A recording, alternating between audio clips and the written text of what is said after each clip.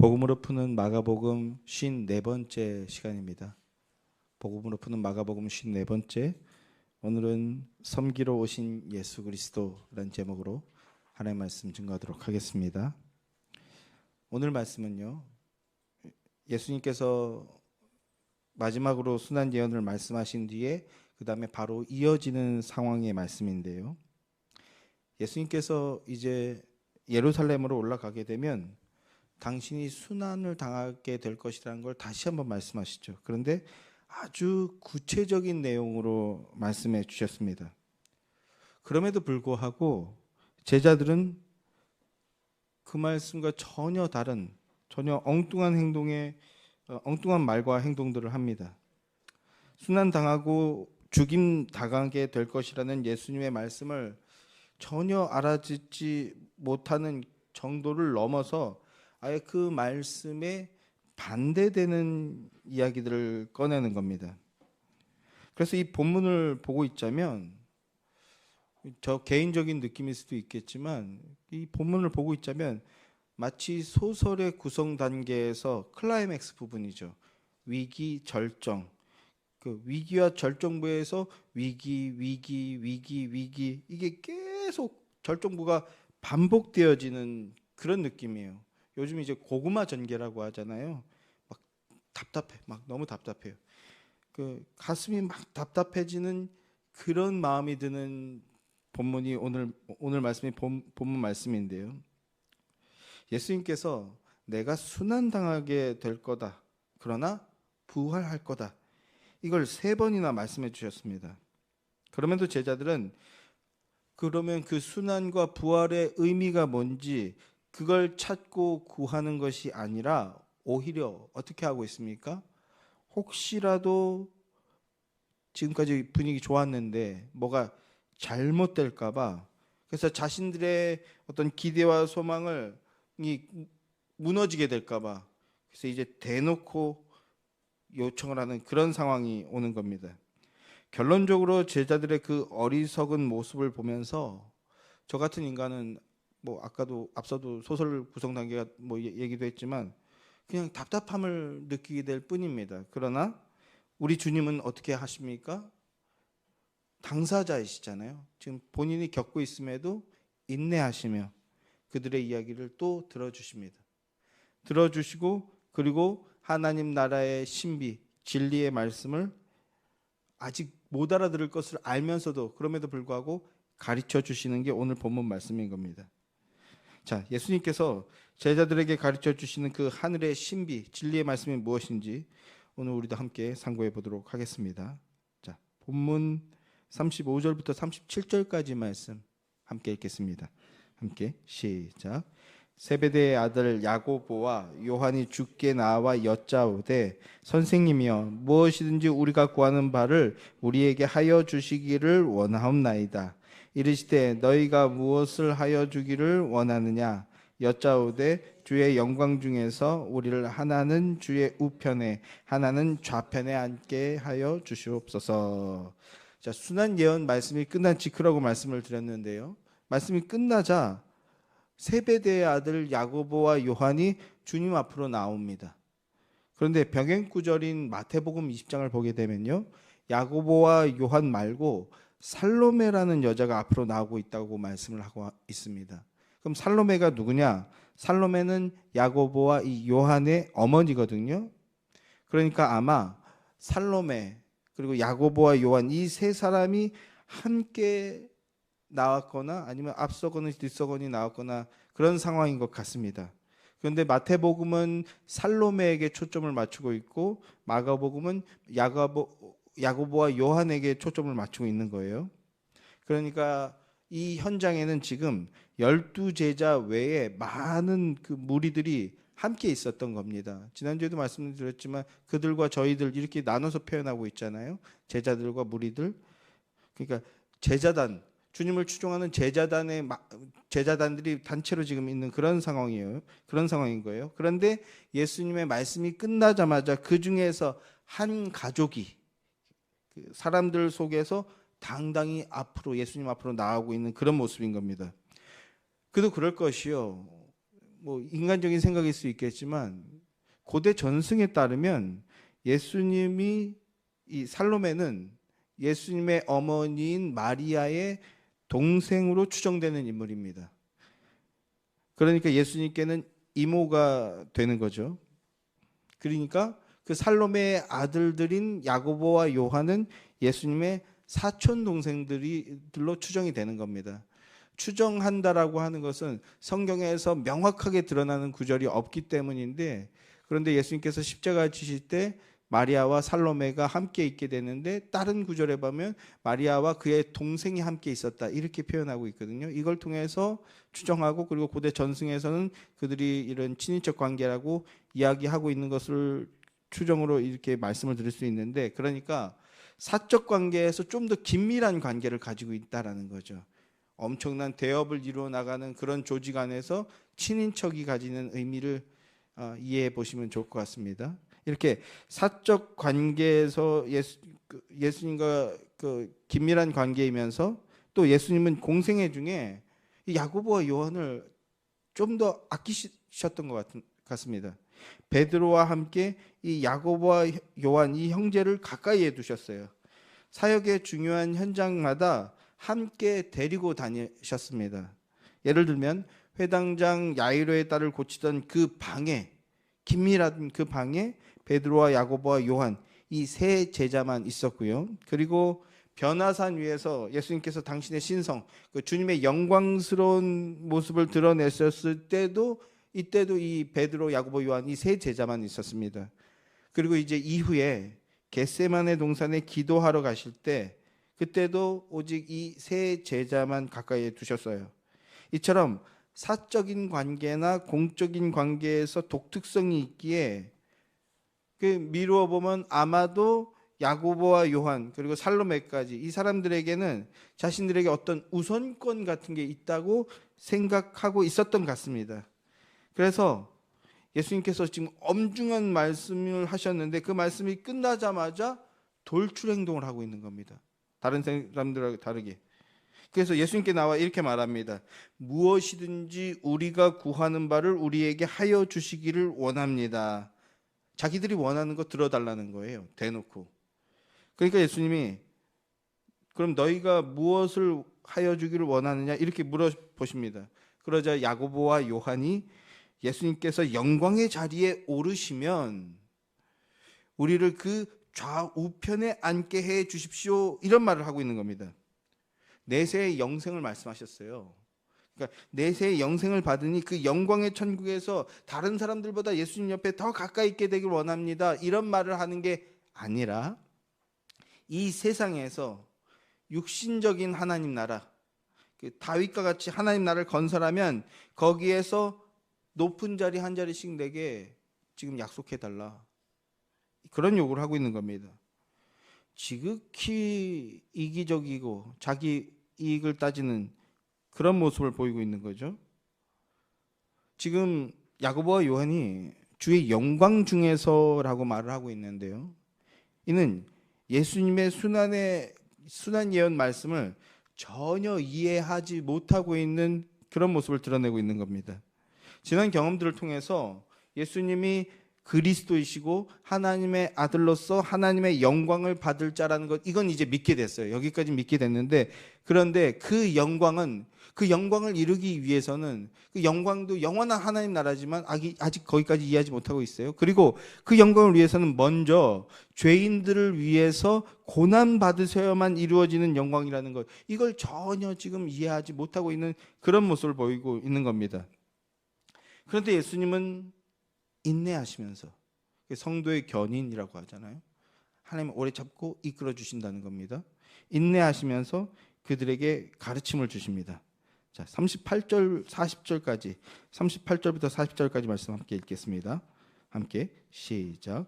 예수께서 이르시되 너희는 너희가 구하는 것을 알지 못하는도다. 내가 마시는 잔을 너희가 마실 수 있으며 내가 받는 세례를 너희가 받을 수 있느냐? 그들이 말하되 할 수 있나이다. 예수께서 이르시되 너희는 나의 마시는 잔을 마시며 내가 받는 세례를 받으려니와 내 좌우편에 앉는 것은 내가 줄 것이 아니라 누구를 위하여 준비되었든지 그들이 얻을 것이니라. 자, 야고보와 요한이 지금 자기들이 뭘 구하고 있는지 모르고 있습니다. 예수님의 좌우편에 있는다는 것이 지금 뭐 좋은 것 같아서 그걸 막 대놓고 사람들 앞에서 구하고 있는데, 그런데 그 실제적인 의미가 무엇인지 전혀 모르고 있습니다. 그저 세속적인 영광, 성공과 영광을 기대하면서 그렇게 행동하는 거예요. 그러나 사실 그 예수님의 좌우편에 앉는다는 것은요, 죽음을 의미하는 겁니다. 십자가거든요. 이 비밀을 깨닫지 못하고 있으니까 예수님이 너희는 너희가 구하는 것을 알지 못하는도다, 이렇게 말씀하시는 겁니다. 그리고 이어서 예수님이 내가 마시는 잔을 너희가 마실 수 있으면 내가 받는 세례를 너희가 받을 수 있느냐, 이렇게 물으십니다. 그러자 그들이 어떻게 대답합니까? 할 수 있습니다. 이렇게 막 당당하게 대답합니다. 아무것도 모르는데 그 와중에 자기 마음대로 해석하여 이해하고 있는 내용들이 있는 거예요. 그러니까 막말로 무식하면 용감하다고 담대해지는 거죠. 그러나 우리는 이런 걸 무지하다라고 하는 겁니다. 이럴 때 무지하다라고 하는 거예요. 예수님이 말씀하시는 세례는요, 십자가를 말씀하시는 겁니다. 세례의 내용은 십자가예요. 죽었는데 진정한 생명으로 살아나게 되는 거예요. 그러나 야고보는 이걸 전혀 이해하지 못하고 있어요. 그러니 아무 문제가 없는 것처럼 느껴지는 거죠. 또 잔도 마찬가지입니다. 내 잔을 마실 수 있느냐라고 했는데 예수님이 말씀하시는 잔의 의미가 무엇인지 모르니까 그저 담대하게 마실 수 있습니다, 이렇게 얘기하는 건데요. 성경에서 이 잔이라는 것은 두 가지 의미로 쓰입니다. 하나는 왕이 하사는 영광스러운 잔입니다. 그 잔을 받으면 왕의 총애를 받으며 명예와 권력을 얻게 되는 그런 의미를 가지고 있죠. 소설에서도 보면, 삼국지라는 소설을 보면 조조가 관우를 이렇게 마음에 두고 있어요. 그리고 피난을 가던 유비, 관우, 장비가 조조의 진영에서 머물게 됩니다. 그때 그 당시의 전투 방식은 가장 잘 싸우는 장수를 앞에 둬서 그들이 1대1로 싸우게 한 다음에 그걸로 그 결정을 짓는 그런 방식이었잖아요, 고대 전투 방식은. 상대 진영의 장수 이름이 지금 갑자기 생각이 안 나는데, 조조군을 향해서 동탁군에서 소리를 지릅니다. 나와라! 마치 골리앗처럼 소리를 지릅니다. 그때 조조는 관우를 마음에 두고 있었어요. 그러나 자기 진영 사람이 아니고 적진의 그 동료도 아닌 애매한 관계에 있는 사람이기 때문에 마음에 두고 있었는데, 그때 관우가 내가 나서겠습니다, 내가 무찌르러 가겠습니다. 조조한테 받은 게 있으니까 갚아줘야 되겠다, 그런 마음이죠. 그때 이미 그 실제 역사에서도 조조가 관우를 굉장히 탐냈다라고 하는데, 그래서 조조가 관우에게 잔을 주죠. 그래, 이 잔을 먹고 힘을 내서 싸워라. 그때 관우가 뭐라고 합니까? 그 유명한 말, 이 잔이 식기 전에 돌아오겠다, 이 말 있잖아요. 조조가 그 잔을 줄 때 이 잔을 먹고 내 사람이 되어서 나의 영광에 참여하라, 이런 의미를 담고 있었던 거죠, 그 소설 내용에서도. 그런데 실제로 관우가 이 잔이 단칼에 베어버리고 돌아와서 잔을 마셨다. 뭐 이런 역사인지 소설인지 모를 이런 내용이 있는데, 이렇게 왕이 권해주는 잔은 나와 함께 명예와 권력을 누리자, 이런 의미가 있다고 할 수 있는 겁니다. 그런데 이 잔에는 또 하나의 의미가 있습니다. 어떤 의미입니까? 하나님의 진노의 잔이라는 것입니다. 하나님의 심판을 받는 것이죠. 그래서 쓴 잔이라고 하죠. 죽음의 쓴 잔. 여기서 예수님이 말씀하시는 잔은 당연히 후자입니다. 하나님의 진노의 잔, 심판의 잔입니다. 십자가를 통해 심판받게 되신다는 그 말씀을 하고 있는 거예요. 그런데 예수님이 십자가 지시기 전날 밤 겟세마네에서 간절히 기도하실 때 예수님이 이렇게 기도하시죠. 내 아버지여, 하실만 하시거든 이 잔을 내게서 옮기시옵소서. 그러나 나의 원대로 마옵시고 아버지의 원대로 하옵소서. 이렇게 기도하시지 않습니까?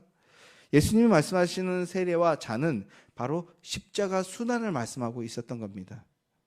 예수님께서 나와 함께 십자가 질 수 있겠느냐, 이렇게 말씀하신 건데, 야고보와 요한은 왕이 하사하는 그 영광스러운 잔, 그런 거 의미하는 줄만 알고 우리가 당연히 마시죠, 이렇게 대답하고 있는 그런 미련한 모습을 보이고 있는 겁니다.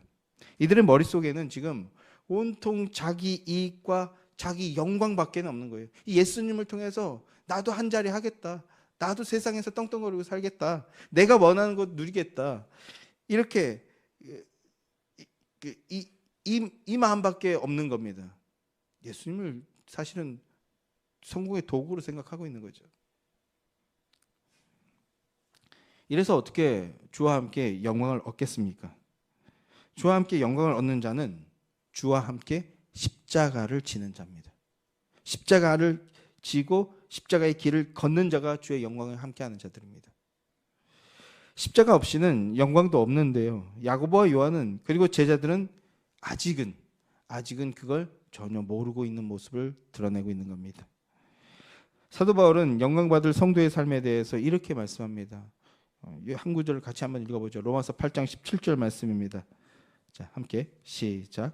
자녀이면 또한 상속자 곧 하나님의 상속자요 그리스도와 함께한 상속자니 우리가 그와 함께 영광을 받기 위하여 고난도 함께 받아야 할 것이니라. 자, 성도는 예수 그리스도의 생명과 권세와 영광을 상속으로 받은 자들입니다. 로마서 8장에서 지금 상속자라고 표현하고 있는데 이 고대 로마의 법이나 이제는 사실상 그 의미만 이름만 남아 있지만 서구에서는 대부라는 개념이 있잖아요. 뭐 지금 생각나는 건 우리나라 축구의 가장 유명한 그 손흥민이라는 선수가 토트넘에서 가장 오래된 동료 벤 데이비스라는 동료의 아들의 대부로 자기가 대부라고 이렇게 얘기하고 있어요. 그러니까 이 말은 뭐냐면 만약에 고대 로마에도 그렇고 친부가 없는 경우 대부로 맞는 그런 경우가 있는데 내가 그 목숨을 잃게 되면 내 상속권을 너에게 주겠다. 이런 의미가 있습니다. 실제 서구 사람들이 그걸 실천하는 것 같지는 않은데 그러니까 하나님께서 우리를 친아들이라고 하지 않고 양아들이라고 하는데 양아들이라는 것은 무슨 말이냐면 대부라는 거예요. 그리고 이 말은 뭐냐면 상속권을 주겠다라는 거거든요. 그러니까 반드시 법적으로 반드시 받게 되어 있다라는 그런 의미입니다. 그러니까 예수 그리스도의 생명과 권세와 영광을 상속받는다는 건 반드시 받는다 이런 뜻이라고 생각하시면 돼요. 그런데 그 예수 그리스도와 함께 영광을 받기 위해서는 고난도 십자가도 함께 져야 된다 이렇게 말씀하고 있습니다. 사도 바울이. 예수님께서 그렇게 말씀하십니다. 예수님께서도 너희가 내가 마시는 잔을 마시고 내가 받는 세례를 너희도 받을 것이다. 예수님도 이렇게 말씀하시고 계세요. 이렇게 예수님 말씀하신 대로 부활 이후에 제자들은 모두 그리스도의 그 잔을 먹는 그 길, 십자가의 길을 따라가게 됩니다. 특별히 초대교회가 이제 생기고 나서 이 초대교회의 최초의 순교자가 누군지 아십니까? 바로 이 야고보입니다. 야고보. 그리고 요한은 제자들 중에 유일하게 순교당하지 않았어요. 그러나 생명이 다할 때까지 그리스도의 복음을 증언하고 기록하는 일을 기록하는 것에 모든 힘을 다 쏟습니다. 그러면서 핍박을 당하며 살죠. 그러니까 순교자의 방불한 삶을 살았습니다.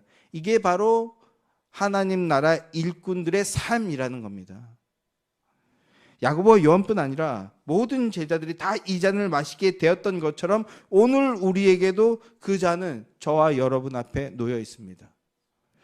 복음을 증언하고 복음을 살아냄으로써 주와 함께 박해를 받고 주와 함께 영광을 얻는 그 일이 저와 여러분 앞에도 놓여 있음을 믿고 기억하시며 믿음으로 단단히 서는 여러분 되시기를 주님의 이름으로 간절히 소망합니다.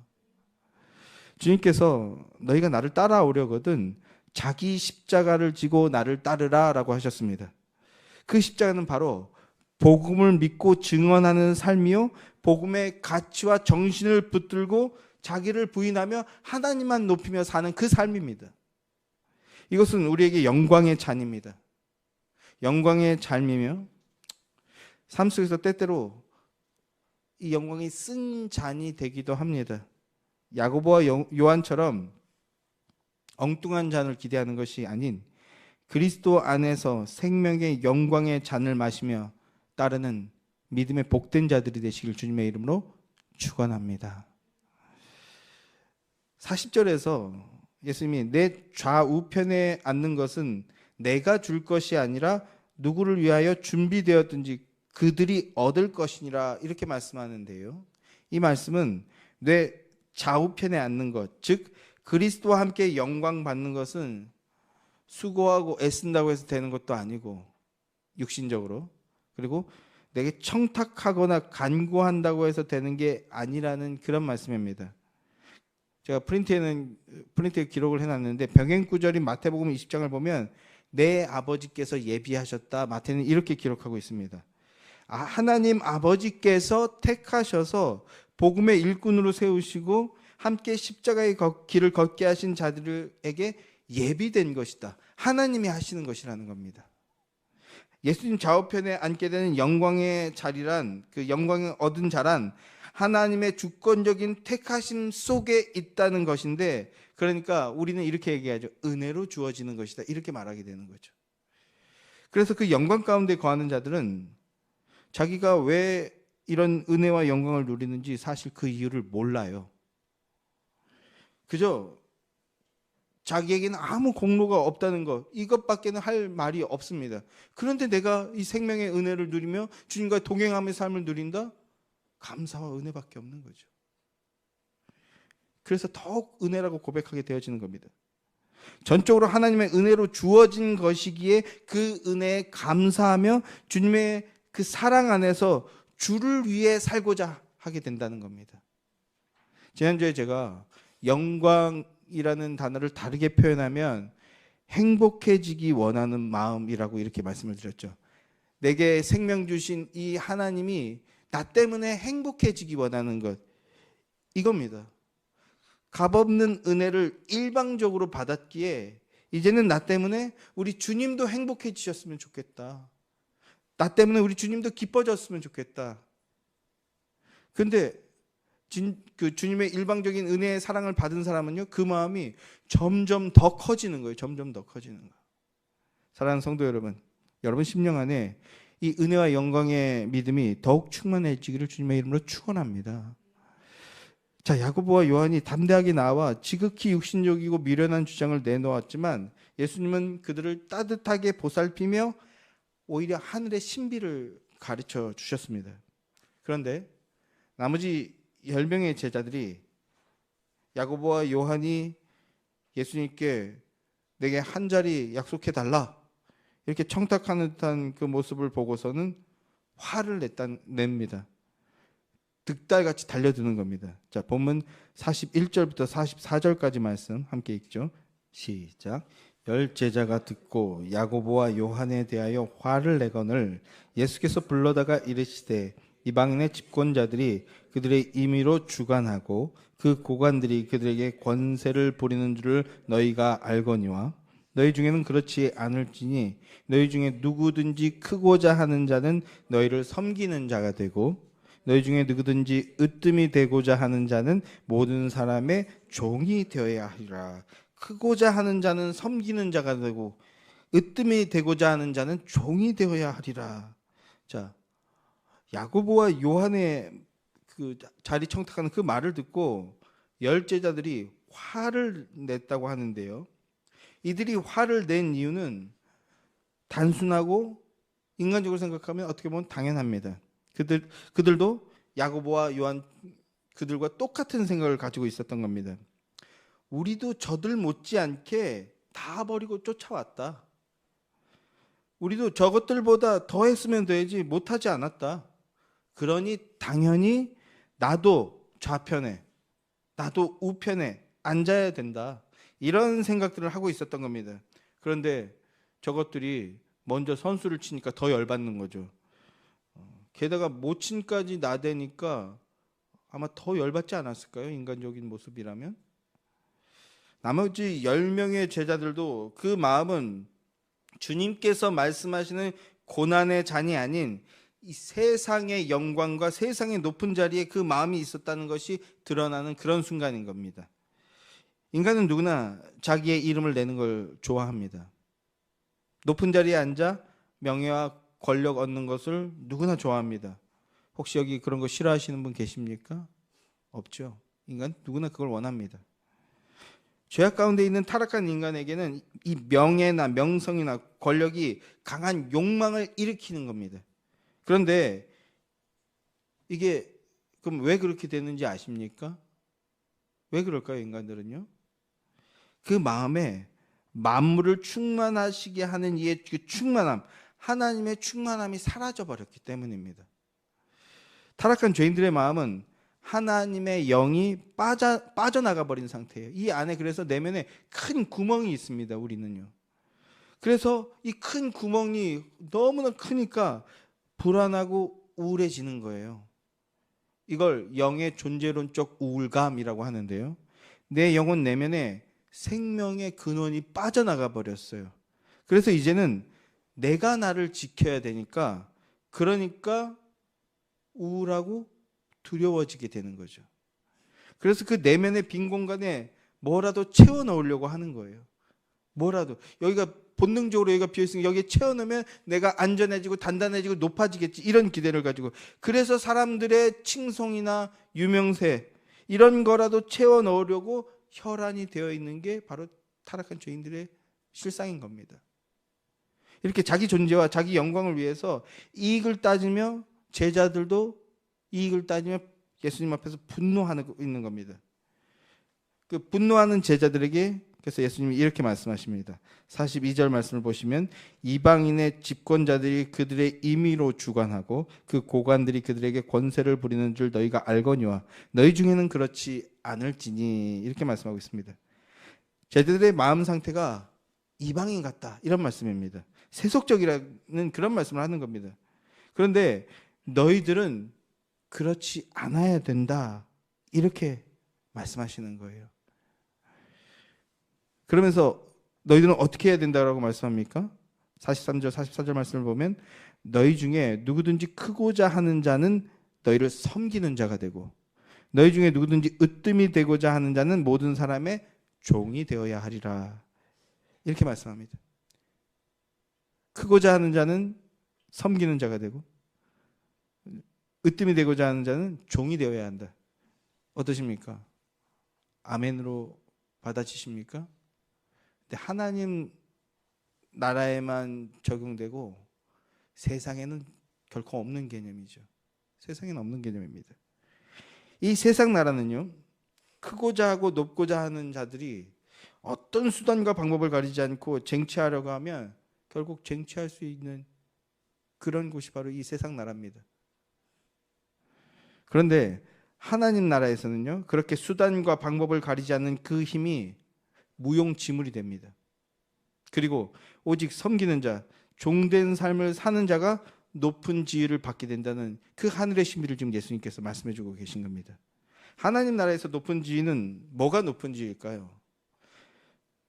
높은 자리에 섰으니까 이제 무시당하지 않고 내 뜻을 마음껏 관찰하는, 그 군림하는 걸까요?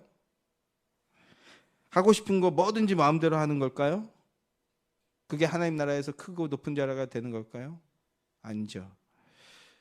그건 세상의 높음입니다. 하나님 나라에서 높은 지위는요, 여러분, 예수님처럼 사는 겁니다. 하나님이 우리에게 당신의 통치력을 대의하셨어요. 우리에게 맡기셨습니다. 우리는 그래서 하나님의 대리 통치자들입니다. 근데 그 하나님의 다스림이란, 통치란, 하나님께서 보내주신 사람을 위해서 더 많이 섬기는 그런 사람을 말하는 겁니다. 더 많이 섬기는 것, 예수님처럼 섬기는 것, 그거 말하는 거라고요. 그러니까 하나님 나라에서 으뜸이 되고자 하는 자라면 이 땅에서 섬겨야 되고, 예수님처럼 섬기는 삶을 살고자 하는 자는 여기서 종처럼 살아야 된다라고 지금 예수님께서 그렇게 말씀하고 계신 겁니다. 다시 한번 여쭤볼게요. 성도 여러분, 이 말이 매력적인 말로 들리십니까? 은혜롭게 들리세요? 성령의 임재가 없는 상태에서 이 말을 듣는다면 세상에 이렇게 엉터리 같은 말이 없을 겁니다. 그러나 성령님의 임재 안에 있는 자는 종처럼 산다, 이 말을 예수님 안에서 듣고 이해하는 겁니다. 예수님 통해서 듣고 이해하는 거예요. 하나님의 사랑 안에서 그래서 해석하여 나에게 적용하기 시작하는 겁니다. 그러면 하나님의 사랑 안에서 해석한다면 이 말이 무슨 말입니까? 이렇게 적용할 수 있습니다. 여러분, 사랑하는 가족이나 연인을 대상으로 해서 이 말을 한번 생각해 보시기 바래요. 정말 사랑한다면 그 사람을 위해서 뭐든지 줘도 아깝지 않고 더 해주고 싶은 그런 마음 들지 않습니까? 가장 큰 게 부모가 자녀한테 가장 적극적으로 느낄 수 있죠. 줘도 아깝지 않지 않습니까? 근데 오늘날 젊은이들은요, 이걸 손해라고 자꾸 가스라이팅 당한다라고 말하고 싶어요.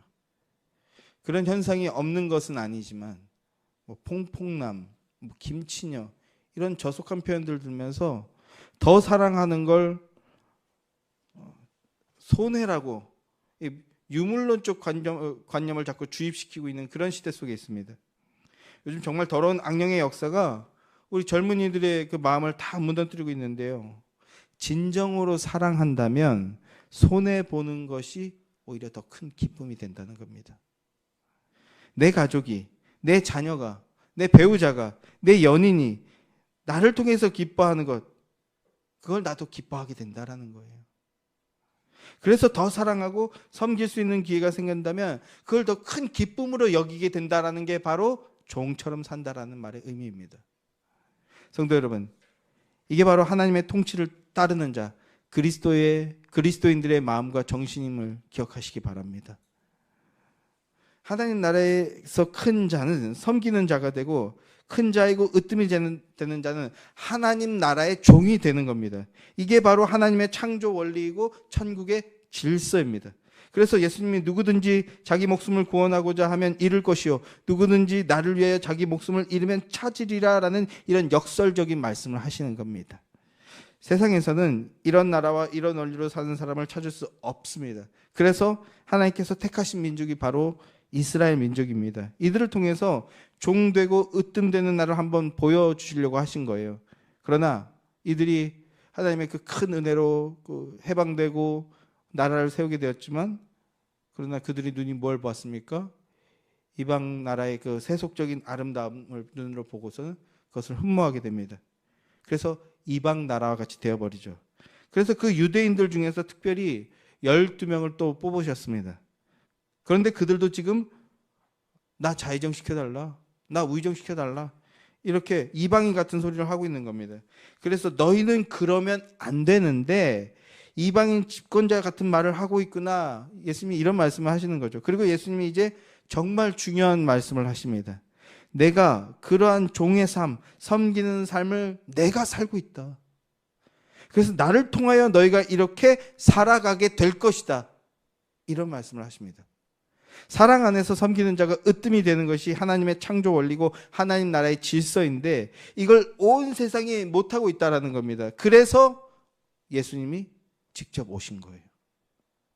내가 너희를 섬기는 종이 되려고 왔다. 그러니 내 안에서 너희도 나와 같이 종된 삶을 살자. 이런 말씀하는 겁니다. 세상에 누가 이런 말을 했습니까? 오직 예수님이 우리에게 이렇게 말씀하시는 겁니다. 자, 마지막 45절 말씀입니다. 함께 이 의미를 곱씹으며 함께 읽어보겠습니다. 시작. 인자가 온 것은 섬김을 받으려 함이 아니라 도리어 섬기려 하고 자기 목숨을 많은 사람의 대속물로 주려 함이니라. 앞선 그 부자 청년의 이야기부터 생각해 봅시다. 부자 청년의 이야기부터 시작해서 이제 복음의 핵심이 드디어 드러나고 있는데요. 복음은 주님을 섬기는 게 아닙니다. 복음은 주님을 섬기는 게 아니고 주님이 우리를 섬겨주시는 게 복음입니다. 우리가 주님의 섬김을 받는 거예요. 하나님의 아들이 종이 되어서 우리를 섬겨주신다는 겁니다. 섬겨주셨습니다. 그 섬김으로 인해 죄가 없는 자가 되었고 그뿐 아니라 하나님의 의인이 되어서 이제 우리도 주님과 함께 받은 그 섬김으로 주를 섬기고 이웃과 형제 자매를 섬기는 종의 삶을 살 수 있게 되었다라는 겁니다. 제가 좀 또 개인적인 이야기일 수 있지만 이 설교를 준비하면서 마음이 많이 뜨거워졌어요. 이번 한 주 동안. 왜냐하면 이 설교를 준비하다가 문득 제가 회심했던 20대 때 또 다른 한 모습을 다시 기억하고 떠올리게 되었거든요. 주님이 정말 천덕꾸러기처럼 살았는데, 천둥벌거숭이처럼 살았는데, 주님이 나를 사랑하여 주신다는 사실을 알게 되고, 그리고 예수님의 십자가 죽음이 바로 나, 관념적인 표현으로서가 아니라 실제적으로 제 얘기를 하는 겁니다. 그 죽음이 바로 나 때문이었구나, 나를 위한 죽음이었구나, 이걸 알게 되었습니다. 그래서 내 죄가 그 예수의 피로 씻겨졌음을 알게 되었을 때, 그게 얼마나 감사하고 얼마나 큰 은혜인지, 하나님의 그 사랑으로 인해 행복했었다라는 그 기억이 떠올랐어요. 하나님의 그 사랑 때문에 행복했고, 그 행복 안에서 그 행복을 나누기 위해서 애쓰는 삶을 살았구나, 잊고 있었는데 그 기억이 떠올랐어요. 그 행복감 때문에 어떻게 됐습니까? 오늘 여기까지 제가 오게 된 것이거든요. 구원 얻었다고 당장의 삶의 그 어떤 어려움이나 문제들이 개선되었던 건 아무것도 없었습니다. 그런데 하나님이 죄인 중에 괴수 같던 나의 죄를 용서해 주셨을 뿐만 아니라 그걸 기억도 안 하신다라는 거예요. 그렇게 말씀하십니다. 나는 내가 기억하는데 얼마나 천둥벌거숭이처럼 살았는지. 그런데 하나님의 자녀가 되고 났더니 하나님이요, 네가 그랬었나? 왜 자꾸 그런 얘기하냐? 난 몰라. 이렇게 얘기하신다는 거예요. 하나님, 제가 그때 하나님한테 막 소리 지르고 하나님한테 거역하고 제가 불순종하고 대들고 일부러 더 나쁜 짓 하고, 제가 어느 정도였냐면 군대 갔을 때, 그때 제가 제일 극도로 하나님을 이렇게 대들던 시절이거든요. 그래서 주일에 교회 갈 사람 부를 때 저 어디 갈게요? 일부러 절에 갔어요. 저는 초코파이 2개 주나 하고 갔어요. 일부러 그랬어. 하나님 보라고. 그 힘든 군대 가서도 그렇게 객기 부리고. 하나님, 제가 이랬잖아요. 그랬는데 하나님의 자녀가 되고 났더니 네가? 몰라, 나 기억이 없는데? 이렇게 말씀해 주신다는 겁니다. 구원받은 하나님의 자녀에게 하나님이 이렇게 하신다. 왜? 예수의 피로 다 씻어버렸기 때문에 하나님이 기억하시지 않는다라는 거예요. 내 자녀라는 사실, 내 백성이라는 사실, 나의 대리통치자라는 사실, 이것만 하나님이 기억하신다는 겁니다. 이게 구원입니다. 그뿐 아니라 몰라, 너 자꾸 왜 이상한 소리 하냐, 난 몰라, 이렇게 말씀하실 뿐만 아니라 나를 무한히 영원히 사랑해 주신다는 겁니다. 그 사랑 안에서 행복감을 느끼며 소망을 가지고, 그래서 그 소망의 능력으로 내 삶을 개혁해 나갔어요. 문제들을 정면으로 뚫고 헤쳐나갔습니다. 단순히 내게 받은 상처들, 우리 다 살다 보면 상처 있잖아요. 가족 안에 있을 수도 있고 뭐 친구 안에 있을 수도 있고. 저도 이제 가족 안에서 그 문제들, 큰 문제들이 있었는데, 그거를 어떤 사상이나 이념 같은 걸로 하면 그들을 적폐라고 말하며 죽여버리지만, 혁명은 그게 아니라 내게 이런 아픔이 있었지만 그러나 나는 당신을 사랑합니다. 당신도 그 사랑 안에 있어야 되는 자입니다. 우리 함께 사랑하며 삽시다. 정면으로 문제를 부딪히며 그 문제를 개혁해 나가기 시작했어요. 내 능력이 아니었습니다. 하나님의 생명의 능력이었어요. 그래서 하나님의 그 사랑을 안았더니 그 생명의 능력이 내게서부터 나오는 거예요. 그래서 그 사랑을 나누기 위해 애쓰며 주님 안에서 그것 자체로 너무 행복했던 그런 시절이 있었구나, 이것이 떠올랐어요. 이걸 잊고 살았구나. 설교 준비하느라고 정신없어서 주님의 사랑 안에서 있던 그 놀라운 그 행복감, 그래서 막 주중에 막 가슴 뛰면서 감사해하며. 이게 어떻게 가능해진 겁니까?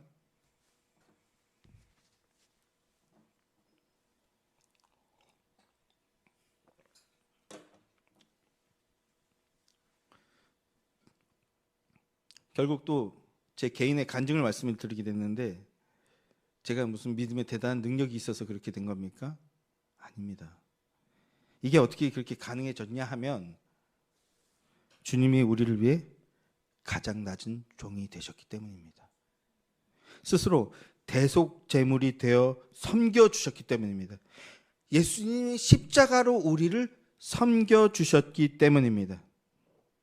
예수님이 인자가 온 것은 이라고 하시면서 그 섬김의 원리를 자신에게 먼저 적용시켜 버리시는 겁니다. 너희는 이래야 돼. 하나님 나라 백성 됐으면 너희가 이렇게 해야 돼. 나처럼 높아져. 이런 게 아니고 내가 너희를 위해, 내가 그것을 위해 왔다. 너희가 할 수 없기 때문에 내가 온 거야. 그리고는 자기 목숨을 대속물로 주신다고 말씀합니다. 십자가를 말씀하시는 것이죠. 십자가 대속으로서 우리를 섬겨주신다는 말씀을 드디어 하신 겁니다.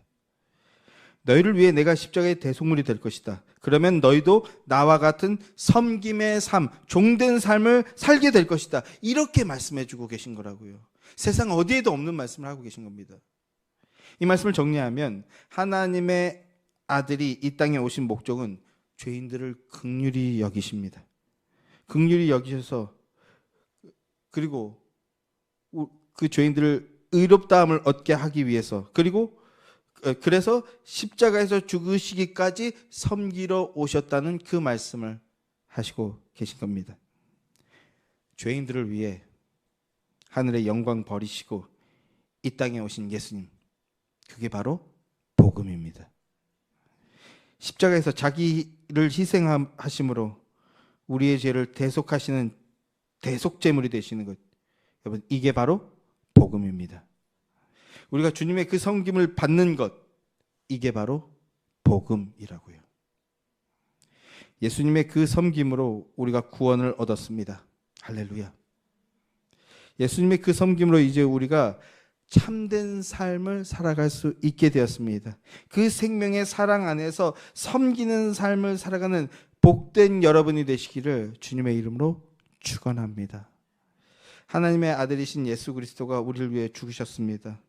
그 죽음으로 우리의 그 더러운 죄가 깨끗이 씻겨지고 그 죽음이 나를 위한 죽음임을 믿고 인정할 때 예수님께서 다 이루신 의가 우리의 의가 됩니다. 예수의 의. 그 의란 하나님의 원수였던 우리가 하나님과 다시 화목하게 되어진 겁니다. 이게 바로 자기 목숨을 많은 사람의 대속물로 주려 함이니라라는 말씀의 의미입니다. 이 그리스도의 대속감을 받는 사람만이 진정으로 섬기는 삶으로 나아가게 됩니다. 진정으로 나를 부인하며 종과 같은 삶을 살아갈 수 있게 됩니다. 하나님이 행복해지시기 원하기 때문에, 나 때문에 하나님이 기뻐지셨으면 좋겠다, 이걸 원하기 때문에 주님께서는 우리에게 너희가 그렇게 섬기며 살아가야 된다라고 말씀하신 것이 아니라 주님이 먼저 우리를 위해 그렇게 살러 오셨음을 말씀해 주고 있습니다. 그리고 다 이루어 주셨습니다. 그 주님 안에 속한 자, 예수 그리스도와 연합한 자는 그분의 생명의 권능과 은혜를 힘입어 이제 예수님처럼 섬기는 삶으로 나아가게 됩니다. 주 예수와 함께 생명의 사랑 안에서 섬김의 삶으로 나아가며 영생의 기쁨과 복락을 누리는 하늘의 복된 자들이 되시길 주님의 이름으로 축원합니다.